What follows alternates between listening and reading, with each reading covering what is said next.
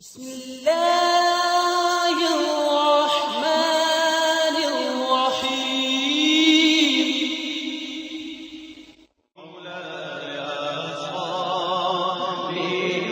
وسلم دائما أبدا على حبيبك خير الخلق كلهم.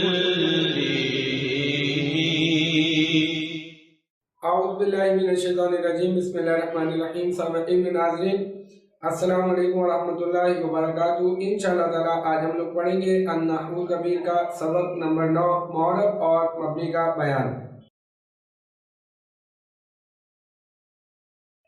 یاد ہوگا ابتداءً ہم نے پڑھا تھا البامانہ لفظ کو کہتے ہیں کلمہ جس کا کوئی نہ کوئی معنی ہوگا، اور شروع میں ہم نے کلمے کی ایک تقسیم کی تھی، اور وہ تقسیم کرنے کی وجہ یہ تھی کہ ہم یہ دیکھ سکیں کہ اپنا معنی بتانے میں کون سا کلمہ کسی غیر کا محتاج ہے اور کون سا کلمہ کسی غیر کا محتاج نہیں ہے.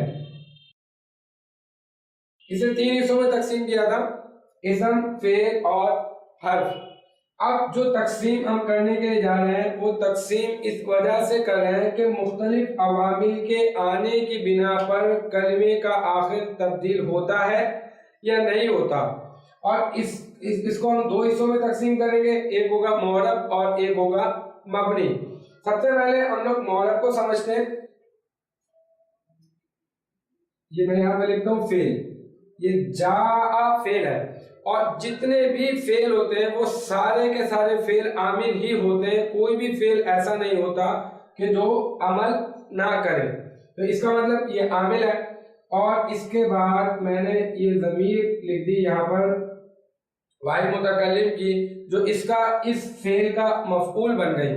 اب ہمیں چاہیے فاعل، تو فاعل کی یہ جگہ میں یہاں پر چھوڑ دیتا ہوں. ابھی اس طرح سے آپ کو آسانی سے سمجھ میں آ جائے گا.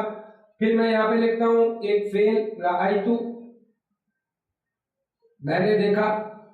اس میں یہ تو ضمیر فاعل بن رہی ہے، تو ہمیں یہاں پر ضرورت ہے کس چیز کی؟ مفعول کی ضرورت ہے. یہاں پہ یاد رکھیے ہمیں کس کی ضرورت ہے؟ فاعل کی. اور یہاں پر ہمیں ضرورت ہے مفعول کی. یہ محل نصب ہے، کیونکہ مفعول حالت نصبی میں ہوتا ہے، تو یہ نصب میں واقع ہونے کی جگہ ہے. پھر میں لکھتا ہوں مررتو.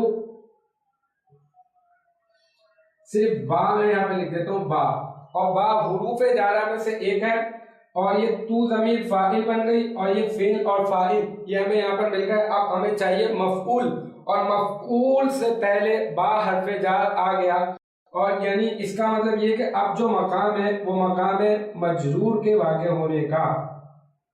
اب جو بھی چیز آئے گی حروف جارہ کے بعد وہ حالت جری میں ہوتی ہے، وہ مجرور ہوتی ہے، تو لہذا اب اس کے بعد جو بھی آئے گا وہ مجرور ہوگا. اور اب میں نے ایک نام سلیکٹ کر لیا. مثال کے طور پر میں نے یہاں پہ لکھا زیدن.